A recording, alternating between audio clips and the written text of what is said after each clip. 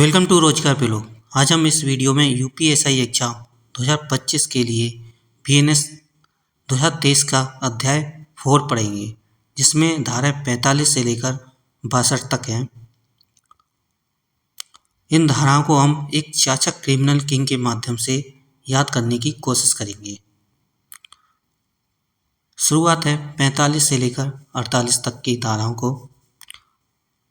एक दिन हमारे चाचा क्रिमिनल किंग ने सोचा, अरे भाई, मज़ा तो तब है जब मैं लोगों को गलत काम करने के लिए उकसाऊं। ऐसे हमारे गांव में ऐसे कोई चाचा भी होते हैं जो लोगों को उकसाते रहते हैं किसी न किसी बात पर। तो उन पर धारा कौन सी लगेगी? धारा 45 बीएनएस की। जो चाचा किसी बात पर लोगों को उकसाते रहते हैं। ठीक। धारा 46 काम अच्छा हो या बुरा, चाचा का काम है उकसाना, जिसे क्या कहते हैं? दुष्प्रेरणा। ठीक। अगला है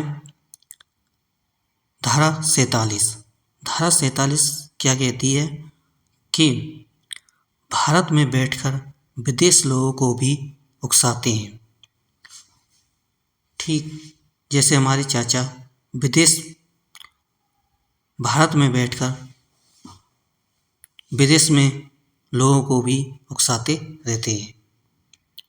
धारा 48 विदेश जाकर भारत वालों को भी उकसा देते हैं। ठीक। यानी चाचा अगर विदेश गए तो वहाँ से विदेश से भी भारत वालों को उकसा रहे हैं। तो उन पे धारा कौन सी लगेगी? धारा 48। अब देखेंगे धारा 49 से लेकर धारा 51 तक, जिसमें चाचा कुछ कहेंगे और होगा कुछ और। धारा 49 किसी को उकसाया और उसने वही काम कर दिया तो क्या चाचा फंसे। अगर चाचा ने किसी बात पर उकसाया और उसने वह काम कर दिया तो चाचा फंस जाएंगे। किस धारा के अंतर्गत? धारा 49 के अंतर्गत। धारा 50 अगर चाचा ने दोस्ती मित्रता दिखाकर गलत काम करवाया तो चाचा फिर फंसेंगे। ठीक। अगर चाचा ने दोस्ती मित्रता दिखाकर उससे चोरी करवाई तो चाचा पर कौन सी धारा लगेगी? धारा 50। धारा 51 चाचा ने बिस्कुट चोरी को कहा था लेकिन लड़के ने पूरा दुकान ही लूट लिया तो फिर भी चाचा दोषी है। ठीक। तो उस पर धारा कौन सी लगेगी? धारा 51। अब देखेंगे धारा 52 से लेकर 53 तक। धारा 52 में क्या है? असल अपराध क्या हुआ है, दंड उसी का होगा। जैसे चाचा ने बिस्कुट लाने को कहा लेकिन लड़का क्या ले आया? केक। तो चोरी किसकी हुई है? केक की। तो दंड किसका लगेगा? केक का। ठीक। धारा 53 इसमें चाचा ने धक्का दिलवाया। जैसे चाचा ने किसी लड़के को उकसाया कि धक्का मारना है, लेकिन उसने जोर से धक्का मार दिया और वह चोटिल हो गया तो इसमें चाचा दोषी माने जाएंगे। ठीक। किस धारा के अंतर्गत? 53 के अंतर्गत। अब देखेंगे धारा 54, 55, 56, जिसमें चाचा क्या कर देखेंगे? लाइव क्राइम को लाइव देखेंगे। धारा 54 अपराध होते समय चाचा खुद मौजूद हैं और उकसा रहे हैं और उकसाते हुए तो ये बड़ा दोष माना जाएगा धारा 54 के अंतर्गत।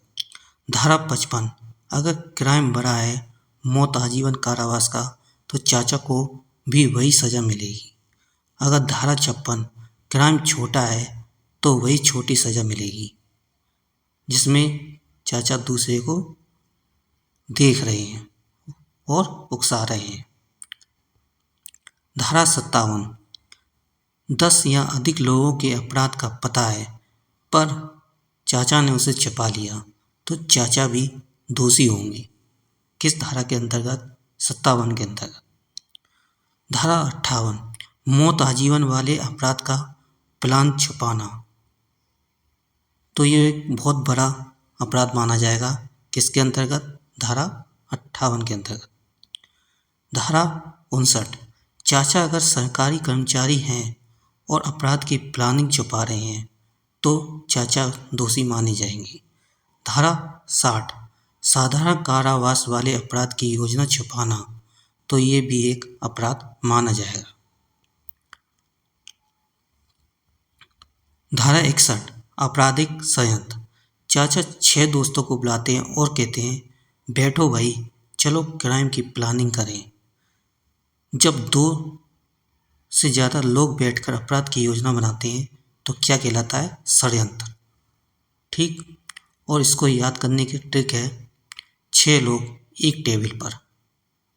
ठीक, 6 लोग एक टेबल पर क्या कर रहे हैं? षड्यंत्र रच रहे हैं। ठीक। धारा 62 आजीवन कारावास वाले क्राइम की मीटिंग, यानी बहुत बड़े क्राइम की मीटिंग करना जिसमें 6 या 6 से ज़्यादा लोगों के साथ क्राइम की प्लानिंग करना। किस धारा के अंतर्गत आता है?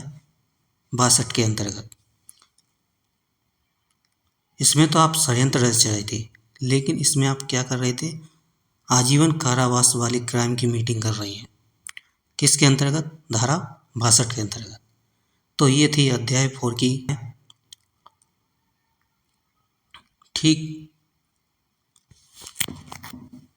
अगर आपको ये वीडियो अच्छी लगी हो तो आप इसे लाइक और शेयर करना ना भूलें।